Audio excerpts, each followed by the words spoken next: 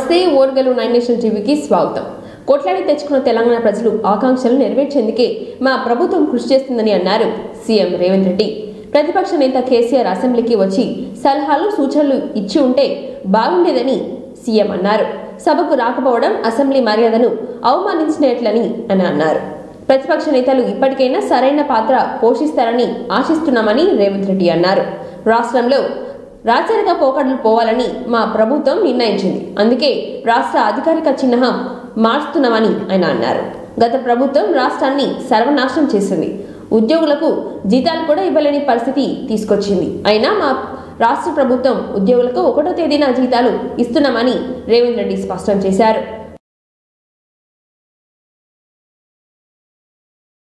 శ్రీనివాస్ రెడ్డి గారు సమర్థిస్తూ వారు ప్రసంగించడం. నేను ఈ మాట చెప్తున్నా అంటే ప్రజలు వ్యక్తులకు కుటుంబాలకు వ్యతిరేకంగా స్పష్టమైన తీర్పునిచ్చి మీ విధానాలను మీ ఆలోచనలను మీ విధం చేస్తే వారి సూచనలు తీసుకొని ప్రతిపక్షాన్ని ప్రతిపక్ష నాయకుడిని గౌరవించి మా ప్రభుత్వము ప్రజాపాలన అందించాలన్న ఆలోచనతో సభలోకి వచ్చినాం అధ్యక్ష. కానీ ప్రధాన ప్రతిపక్ష నాయకుడు రాకపోవడం, ఆ కుర్చీ ఖాళీగా ఉండడం ఈ సభ యొక్క గౌరవానికి మంచిది కాదని చెప్పి తమరి ద్వారా ప్రతిపక్ష నాయకుడికి సూచన చేస్తున్నారు అధ్యక్ష. మనల్ని అందరినీ ప్రజలు ఎన్నుకొని ఒకరిని పాలపక్షంగా ఇంకొకరిని ప్రతిపక్షంగా మిగతా పార్టీలను కూడా ఆయా వర్గాల యొక్క గళాన్ని బాధను వినిపించడానికి ఈ సభలోకి పంపించినప్పుడు మన యొక్క పాత్రలను బాధ్యతాయుతంగా నెరవేర్చాల్సిన అవసరం ఉన్నది. భవిష్యత్తులోనైనా ఆ దిశగా ఈ సభలో ప్రతిపక్ష నాయకుడు అడుగుడు వేయాలని నేను కోరుకుంటున్నాను, భావిస్తున్నాను అధ్యక్ష. ఏది ఏమైనా వీల్లేదు. ఈ రాష్ట్రం ప్రజాస్వామిక రాష్ట్రం. ఈ రాష్ట్రంలో ప్రజలు ఎన్నుకున్న ప్రభుత్వం ఉంది, ప్రజాపాలన సాగుతుంది అని చెప్పి అధికారిక చిహ్నాన్ని మార్చాలన్న నిర్ణయం తీసుకున్నాం. ఆ నిర్ణయాన్నైనా వాళ్ళు స్వాగతిస్తారేమని చూసినాం అధ్యక్ష. గవర్నర్ గారి ప్రసంగంలో ఈ అంశాలన్నీ కూడా ప్రస్తావించిన ఉద్యోగులు ఇక్కడ ఉన్నారు, బయట కూడా ఉన్నారు. ఈ ప్రభుత్వ ఉద్యోగులకు గత ప్రభుత్వాలు ఎన్ని ఉన్నా 1 తారీఖు నాడు జీతాలు రిటైర్ అయిన ఉద్యోగులకు పెన్షన్లు ఇచ్చేది అధ్యక్ష. కానీ గత ప్రభుత్వం 25 తారీఖు వరకు విడతల వారీగా ప్రభుత్వ ఉద్యోగులకే జీత భత్యాలు ఇవ్వలేనంత పరిస్థితి, ఆర్థిక సంక్షోభాన్ని కల్పించి మొత్తం రాష్ట్రాన్ని దివాలా తీపించి ఈ రాష్ట్రంలో ఉద్యోగస్తులకు జీత భత్యాలు ఇవ్వని పరిస్థితులు కల్పించి ఆ స్థితిలో రాష్ట్రాన్ని మాకు అప్పచెప్తే కష్టపడి ఆలోచన చేసి విధి విధానాలను సవరించుకొని మా ఆర్థిక మంత్రి మా ఉప ముఖ్యమంత్రి బట్టి విక్రమార్క గారు కష్టపడి మొదటి నెల 4 తారీఖు లోపలనే జీత భత్యాలు ప్రభుత్వ ఉద్యోగుల ఖాతాలు వేసినాం. ఈసారి 1 తారీఖు నాడు ఈ రాష్ట్ర అభివృద్ధి కోసం అభ్యున్నతి కోసం నిరంతరం పనిచేస్తున్న ఉద్యోగస్తులకు 1 తారీఖు నాడు జీత భత్యాలు వాళ్ళ ఖాతాలో వేసినాం. ప్రసంగంలో మొత్తం 30 మోసాలు 60 అబద్ధాలు ఉన్నాయని అన్నారు బీఆర్ఎస్ ఎమ్మెల్యే పల్లా రాజేశ్వరరెడ్డి. అసెంబ్లీలో గవర్నర్ ప్రసంగంపై ధన్యవాద తీర్మానం చర్చ సందర్భంగా మాట్లాడారు. గవర్నర్ ప్రసంగంలో హామీల ప్రస్తావనే లేదని ఆయన అన్నారు. మేనిఫెస్టో అంశాలు గవర్నర్ ప్రసంగంలో లేవని చెప్పారు. గవర్నర్ ప్రసంగం అరిచేతిలో వైకుంఠం చూపించారని విమర్శించారు. కాంగ్రెస్ 420 హామీలు 420 అడుగుల లోతులో పాతిపెట్టామని అన్నారు. ప్రజావానికి సీఎం రేవంత్ రెడ్డి ఎందుకు హాజరు కావడం లేదని ప్రశ్నించారు రాజేశ్వరరెడ్డి. సీఎం రేవంత్ రెడ్డి వారానికి ఒక్కసారి కూడా ప్రజాభవన్ పోలేదని, 60 రోజుల్లో 6 నిమిషాలు ప్రజాభవన్లో లేరని ఆయన తెలిపారు. అని చెప్పి ఘనంగా అందులో చెప్పుకున్నారు తప్ప మాకు ఒక మాటలో చెప్పాలంటే ఈ మొత్తం గవర్నర్ ప్రసంగం 30 మోసాలు 60 అబద్ధాలాగా అనిపిస్తుంది అధ్యక్ష. అంతేకాదు మేము అనట్లేదు 420 హామీలు ఇచ్చినామని చెప్పేసి చెప్పినప్పుడు పదే మా మిత్రులు ఆనాడు ఉద్యమంలో కూడా మాకు మిత్రులుగా ఉన్న శ్రీనివాస్ రెడ్డి గారు, వీరేశం గారు కూడా దీనికి భిన్నంగా ఏదైనా చెప్తారా చెప్పేసి అనుకుంటే మేము 420 అన్నాం 420 అని చెప్పేసి ఆ హామీలన్నీ 420 ఫీట్ల లోపల మొత్తం పాతి పెట్టినట్టే ఉన్నాయి తప్ప ఇందులో మాత్రం ప్రస్తావించలేదు అధ్యక్ష. మొత్తం ప్రసంగం చూస్తే అరచేతిలో వైకుంఠం చూపించినట్లుంది, 60 రోజుల్లోనే చేతులు ఎత్తేసినట్లున్నది. గొప్పగా ప్రజావాణి గురించి చెప్పిన అధ్యక్ష, మీరు మొత్తం కూడా ముఖ్యమంత్రి గారు ప్రమాణ స్వీకారం చేస్తున్న రోజునే ప్రజా దర్బారు పెడతాం, ప్రగతి భవన్ బద్దలు కొడతాం మొత్తం కూడా అని చెప్పేసి అందరూ చెప్తే నిజంగా ప్రజలందరూ కూడా అరే ఏంటిదేదో కొత్త మాటలు చెప్తున్నారు, ఖచ్చితంగా ఇదేమో చేస్తారా అని చెప్పేసి అనుకున్నారు. ప్రజా దర్బారు కాదు ప్రజావాణి పెడతామని చెప్పేసి అన్నారు. అదే ప్రగతి భవన్లో అంతకుముందు అనేక సార్లు కూడా మొట్టమొదటిసారి ఆ ప్రగతి భవన్లో భాగంగా ఉన్న జనహితలోనే 1000 మంది జర్నలిస్టులతో సమావేశం పెట్టి జర్నలిస్టులకు 100 కోట్లు రిలీజ్ చేసింది అదే భవనంలో అధ్యక్ష. ఆ తర్వాత కీలక అధికారులు పోయినరు, ఒక అధికారి వచ్చిండ్రు, మళ్ళా మారినరు, కొత్త అధికారి వచ్చిండ్రు, చివరికి అధ్యక్ష ఇవాళ ఈ 2 నెలల 2 నెలలు అంటే 60 రోజుల అధ్యక్ష ఇవాళ అవుట్ సోర్సింగ్ లో ఉన్న డాటా ఎంట్రీ ఆపరేటర్స్ ఇవాళ కిలోమీటర్లు 100 కిలోమీటర్ల నుంచి వచ్చిన వాళ్ళ యొక్క అప్లికేషన్ తీసుకునే దుస్థితి ఉన్నది అధ్యక్ష. మేము అడిగేది ఇవాళ మీరు చెప్పింది గొప్పగా, ఇవాళ ముఖ్యమంత్రి గారికి సమయం లేనట్లయితే మంత్రులు లేకపోతే కీలక అధికారులు లేకపోతే ఇంకెవరు వస్తున్నారు, అధికారులు కూడా లేకుండా డాటా ఎంట్రీ ఆపరేటర్లతో ఇవాళ వాళ్ళ దగ్గర తీసుకొని చివరికి రేపొద్దున ఒక గ్యాస్ సిలిండర్ ఇవ్వాలని, మూడోది మాత్రమే సొంత వాహనాలు సొంత ఆటోలు ఉన్నాయి, కొంతమంది రుణం తీసుకున్నారు, కొంతమంది ఇవాళ డైరెక్ట్ గా వాళ్ళందరూ కూడా రోజుకి 300 రూపాయలు ఖర్చు పెట్టి వాళ్ళందరూ కూడా కిరాయి తీసుకుంటారు అధ్యక్ష. ఇవాళ నిన్నటి వరకు 21 మంది కీర్తిని ప్రతిష్టను ఆకాశమంత ఎత్తున ఎగురవేసిన మన తెలంగాణ బిడ్డ మాజీ ప్రధాని ఆర్థిక మేధావి బహుభాష పివి నరసింహారావుకు భారతరత్న దక్కడం గర్వించదగిన విషయమని అన్నారు సీఎం రేవంత్ రెడ్డి. తెలంగాణ బిడ్డలు మనందరి గుండెలో ఆనందంగా ఉప్పొంగించే క్షణమని ఆయన అన్నారు. పివితో పాటు మాజీ ప్రధాని చరణ్ సింగ్, ఎల్కే అద్వానీ, కర్పూరి ఠాకూర్, ప్రముఖ వ్యవసాయ శాస్త్రవేత్త ఎంఎస్ స్వామినాథన్ కు భారతరత్న రావటం సంతోషకరమని అన్నారు సీఎం. పివికి భారతరత్న దక్కడం పట్ల డిప్యూటీ సీఎం బట్టి విక్రమార్క హర్షం వ్యక్తం చేశారు. కుప్పకూలినబోతున్న భారత్ ఆర్థిక వ్యవస్థను తన ఆర్థిక సంస్కరణలు ప్రపంచీకరణ ద్వారా ప్రపంచంలోనే ఆర్థికంగా బలమైన దేశం భారత్ను రూపొందించడంలో స్వర్గీయ పివి నరసింహారావు తన చివరి శ్వాస వరకు డ్రామా ఏంది ఇది? మేది ఒక నటుని కూడా మెతుకుతే ఇద్దరు ఎక్కడ పడితే అక్కడ సందలు మన్నటికి మన్న నక్లెస్ రోడ్లో ప్రభుత్వం 2 శాఖల నుంచి 21 మంది అధికారులు తీర్చిదిద్దినాన్ని కూడా మేము ఏరో చెప్పుకోలేదు అధ్యక్ష.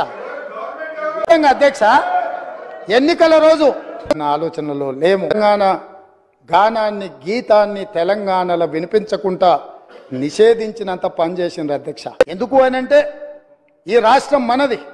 4 తారీఖు లోపల రైతు బంధు 121 లక్షల వాళ్ళకి అర్హత లేదని హైకోర్టు చెప్పింది సభ్యులుగా. వాళ్ళని తొలగి పోలీస్ ప్రాంతానికి లోపలికి వచ్చి 8 టీఎంసీలు తరలితేనుంటే నల్గొండ జిల్లాలో 3,64,000 ఎకరాలకు గ్రావిటీ ద్వారా నీళ్లు వచ్చే ప్రాజెక్టును పడావు పెట్టి ఈరోజు మీరు వదిలేసినందుకు ఇయాల అసెంబ్లీలో ఆసక్తికర చర్చ జరిగింది. బీఆర్ఎస్ ఎమ్మెల్యే పల్ల రాజేశ్వరరెడ్డి మాట్లాడుతూ మహిళలకు ఫ్రీ బస్ జర్నీ ఇవ్వటం వల్ల ఆటో డ్రైవర్లు ఇబ్బంది పడుతున్నారంటూ ప్రస్తావించారు. ఈ వ్యాఖ్యలపై మంత్రి సీతక్క స్పందించారు. పేద మహిళలకు ప్రయాణించేదే ఆర్టీసీ బస్సులోనేనని, అలాంటి పేద మహిళలకు ఆర్టీసీ బస్సులో ఉచిత ప్రయాణం కల్పిస్తే బీఆర్ఎస్ పార్టీ ఎమ్మెల్యేలు ఎందుకు ఏడుస్తున్నారని ప్రశ్నించారు. మహిళలకు ఫ్రీ బస్ ఉండాలా వద్దా అనే విషయంపై బీఆర్ఎస్ ఎమ్మెల్యేలు క్లారిటీ ఇవ్వాలని, పేద మహిళలకు ఎందుకు ఫ్రీ బస్ జర్నీ వద్దని ఎందుకు అంటున్నారో చెప్పాలని డిమాండ్ చేశారు సీతక్క. 10 ఏళ్ల టీఆర్ఎస్ ప్రభుత్వంలో ఆర్టీసీ ఆస్తులను ధ్వంసం చేసి కుదేలు చేసి కబ్జాలు చేసి ఆర్టీసీ ఉద్యోగులు ఆత్మహత్య కారణమైన వీళ్ళు ఇవాళ ఆర్టీసీ గురించి మాట్లాడుతున్నారు.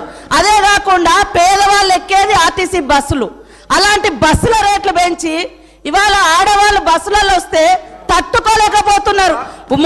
నేను ఒకటే సూటిగా అడుగుతున్నా, ఆర్టీసీ ఫ్రీ బస్ పెట్టొద్దా? ఇవాళ మీరు వ్యవసాయం చేయనటువంటి బీడు భూములకు లక్షాధికారులకు కోట్లాది రూపాయల నోళ్లకు వ్యవసాయం పేరుతోటి రైతు బంధు కట్టబెడితే ఏ పేదోళ్ళైనా రోడ్ల మీదకి వచ్చి మీ ఇళ్ళ ముంగర ధర్నా చేసిర్రా? ఈ రోజు ఆటోలను ముందు పెట్టి మీ అధికారం రావాలని ఎప్పుడు మీరు సెంటిమెంట్లను వాడుకొని ఒకరిని ముందు పెడతారు, ఆ తర్వాత మీరు వెనక నుంచి వస్తారు. ఇది మీ నైజం. గతంలో కూడా అగ్గిపుల్లలు దొరకక డ్రామాలు చేస్తే పాపం వేరే పిల్లలు ఆత్మహత్య చేసుకున్నారు.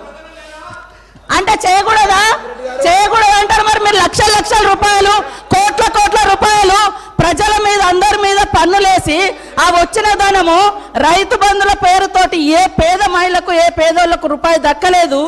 కానీ మీరు మాత్రము లక్షలు ఎత్తుకున్నప్పుడు ఏ పేదోళ్ళన్న రోడ్ల మీదకి వచ్చి మాకెందుకు ఇవ్వలేదని అడిగించేటట్టుగా మేమన్నా రెచ్చగొట్టినామా? ఇవాళ అక్క చెల్లెళ్ళు అడుగుతున్నారు, నెలకు 5-6 వేలు మాకు మిగులుతున్నాయి ఆర్టీసీ బస్ తోటి. అంటే వీళ్ళు ఎందుకు తట్టుకోలేకపోతున్నారో నేను అడుగుతున్నా. మరి ఎక్కడ ఏం దొరకనట్టుగా అదే మాట్లాడుతున్నారు. మొత్తం వీళ్ళు అన్ని తీసేయండి. కాబట్టి ఆర్టీసీ బస్సులలో మహిళలు ప్రయాణం చేస్తే మీకేం ప్రాబ్లం అది చెప్పండి. పల్లా రాజేశ్వర రెడ్డి గారు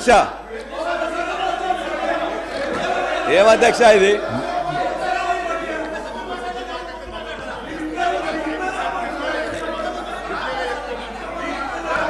అధ్యక్ష, ఇప్పుడు ముఖ్యమంత్రి గారిని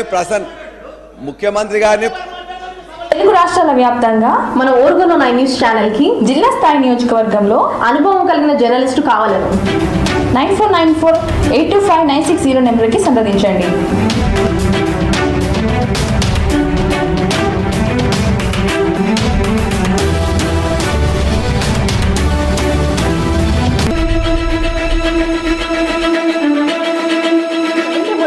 ఆంధ్రప్రదేశ్ రాష్ట్ర ముఖ్యమంత్రి వైఎస్ జగన్మోహన్ రెడ్డి భేటీ అయ్యారు. దేశ రాజధాని ఢిల్లీలో పర్యటనలో భాగంగా పార్లమెంట్లో ప్రధాని మోడీని సీఎం జగన్ కలిశారు. ఈ సందర్భంగా ఏపీకి రావాల్సిన పెండింగ్ నిధులు విభజన సమయంలో పెండింగ్ అంశాలను పరిష్కరించాలని మోడీని కోరినట్లుగా తెలుస్తోంది.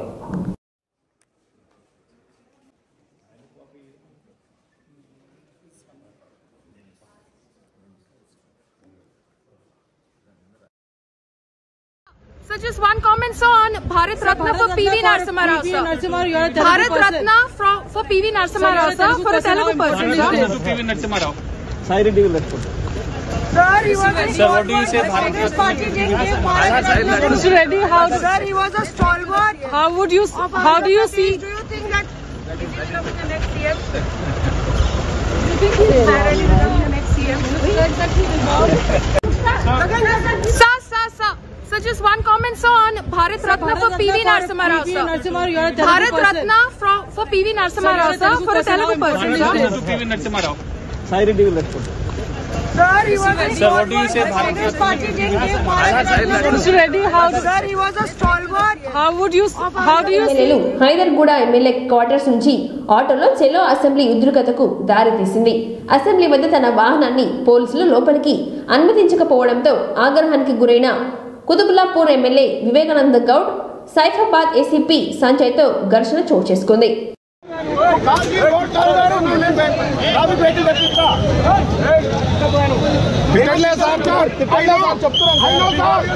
నాకు తిట్టడం రాదు sir. I'm behaving very properly.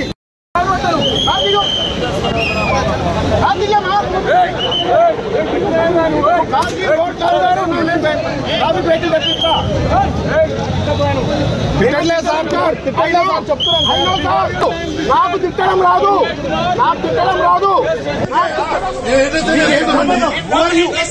మీకెవరు అసలు? మీరు ఇల్లు ఎవరు అసలు? అరే ఎవరే బాబు, మీరు ఎవరు అసలు? పోలీస్ పార్టీ మీరు రావాలా? మీరు ఇక్కడ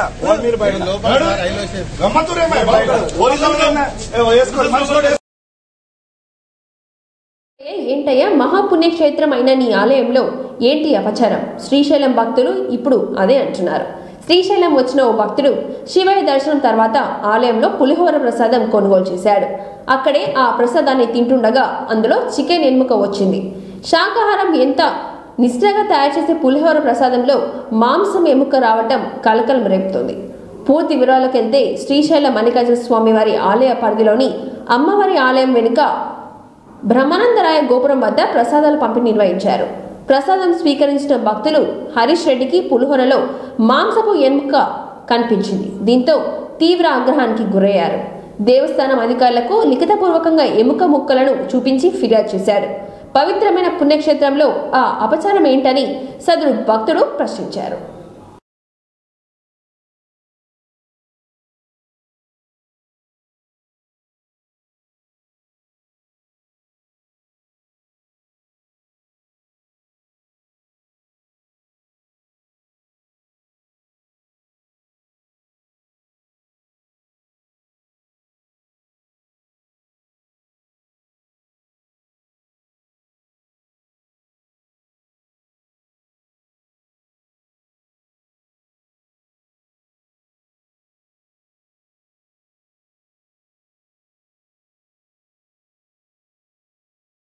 ఉద్యోగాలపై సీఎం రేవంత్ రెడ్డి అసెంబ్లీలో కీలక ప్రకటన చేశారు.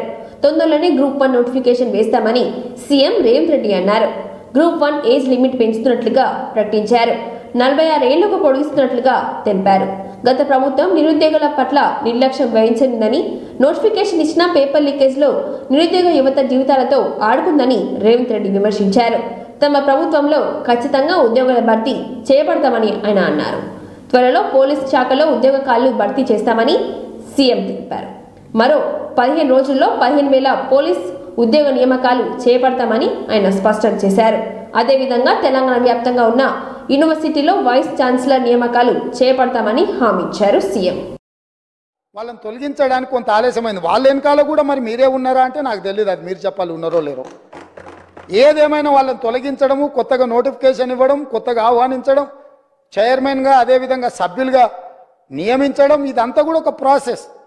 ఇదే కాకుండా గతంలో ఇచ్చిన నోటిఫికేషన్లకు కూడా ఎంతసేపు మీ ఉద్యోగాలను రెన్యువల్ చేసుకోవాలన్న ఆలోచనలో పడి ఆ తాపత్రయంలో మీరు వాళ్ళ ఉద్యోగ నియామకాలు చేపట్టకపోవడం వల్ల వైద్య ఆరోగ్య శాఖలో మీరు నియామకాలు చేపట్టకుండా వదిలేస్తే మేము వచ్చే ఆ సమస్యలు పరిష్కరించి పెద్దలు దామోదర్ రాజనరసింహ గారు మొట్టమొదట ఆ కార్యక్రమాన్ని చేపట్టి 6,956 స్టాఫ్ నర్సు ఉద్యోగాలు ఎల్బీ స్టేడియంలో నియామక పత్రాలు వాళ్ళకి అందజేసిన అధ్యక్ష.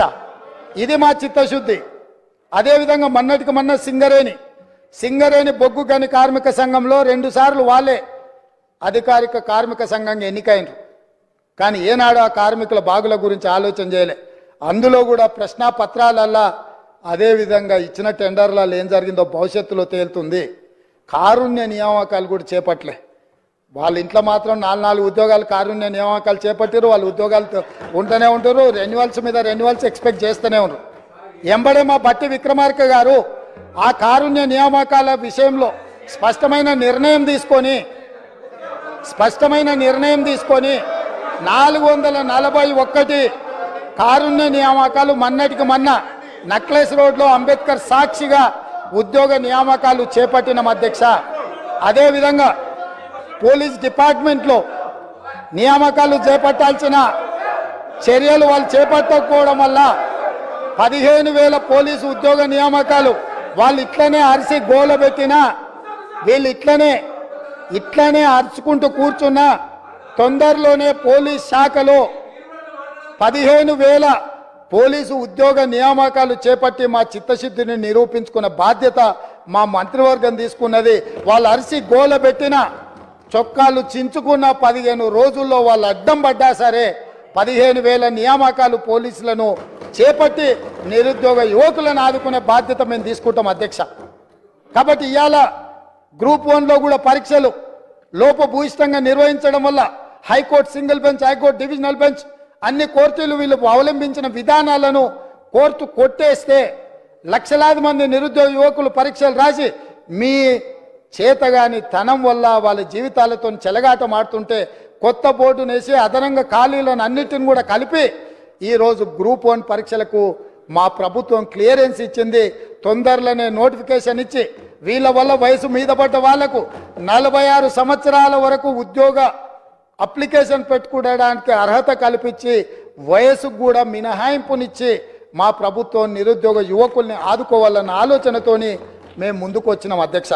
అదేవిధంగా అధ్యక్ష మా సోదరుడు అక్బరుద్దీన్ ఓవైసీ గారు రాష్ట్రాల వ్యాప్తంగా మన ఓర్గన్ 9 న్యూస్ ఛానల్ కి జిల్లా స్థాయి నియోజకవర్గంలో అనుభవం కలిగిన జర్నలిస్టు కావాలను 9494825960 నెంబర్కి సంప్రదించండి.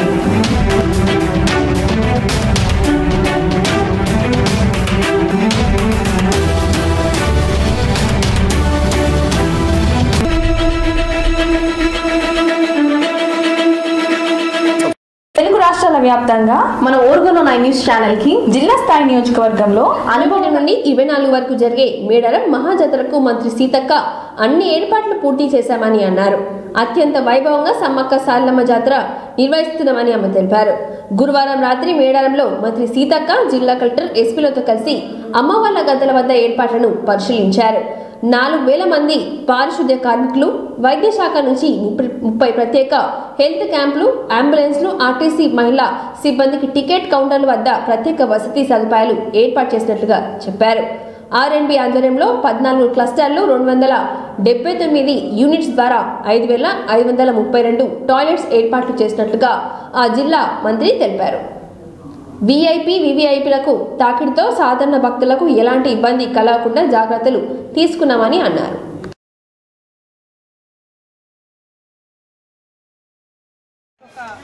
ఒక 11 రోజుల్లో శ్రీ మేడారం సమ్మక్క సారలమ్మ మహాఘట్టం మహాజాతర ఫిబ్రవరి 21 నుంచి జరగబోతున్నటువంటి సందర్భంలో ఇప్పటికే సాంప్రదాయబద్ధంగా స్థానికంగా ఉండేటువంటి పూజారులు, ఆదివాసీ పెద్దలు, గ్రామ పెద్దలంతా కూడా మరి సాంప్రదాయబద్ధంగా నిర్వహించేటువంటి గుడి శుద్ధి పండుగ నిన్న టెంపుల్ అంతా కూడా శుభ్రం చేసి శుద్ధి పండుగను నిర్వహించడం జరిగింది. నెక్స్ట్ వచ్చే బుధవారం మండమెలిగే పండుగ ఉంటుంది. ఆ తర్వాత వచ్చేటువంటి బుధవారం నుంచి మహాఘట్టము మరి మహాజాతర భక్తులు ఎదురు చూసేటువంటి మహాజాతర బుధవారం అంటే ఫిబ్రవరి అని, అదేవిధంగా అధికార యంత్రాంగం కానీ మరి ఇక్కడ అన్ని రకాల అధికారులు అందుబాటులో ఉండి ఎప్పటికప్పుడు వచ్చిపోయేటువంటి భక్తుల యొక్క సౌకర్యార్థం ఏర్పాట్లను కూడా సమీక్షిస్తూ ఉన్నారు. కలెక్టర్ గారు, ఎస్పీ గారు, పిఓ గారు, అదేవిధంగా ఎండోమెంటు, అడిషనల్ కలెక్టరు, ఇతర పోలీస్ అధికారులు. నిజంగా గతంలో ఇంత రష్ ఇంత ముందు నుంచి రోజు ఉన్నప్పటికీ జాతర యొక్క పరిస్థితి ఇప్పటికే సంతరించుకున్నది. ట్రాఫిక్ అంటే అన్నీ కూడా సులభంగా అయ్యే విధంగా పోలీస్ యంత్రాంగం కూడా ఎప్పటికప్పుడు మానిటరింగ్ చేస్తున్నటువంటి పరిస్థితి, ఎక్కడ కూడా ఇబ్బందులు లేకుండా. ఏదైనా చిన్న ఇబ్బందులు ఎక్కడైనా తలెత్తినా కూడా వెంటనే మరి మనకు ఆల్రెడీ సీసీ కెమెరాలతోటి మొత్తం నేషనల్ హైవేస్లో దాదాపుగా 500 పైన సీసీ కెమెరాలను పెట్టి కూడా ఎప్పటికప్పుడు జిల్లా ఎస్పీ గారు, సంబంధిత పోలీస్ అధికారులు మరి వాటి ద్వారా కూడా పర్యవేక్షణ చేస్తూ ఉన్నారు. కాబట్టి వచ్చిపోయేటువంటి భక్తులకు ఎలాంటి ఇబ్బందులు లేకుండా మేము కూడా ఎప్పటికప్పుడు అధికారులతో సమీక్షలు నిర్వహించుకుంటున్నాం.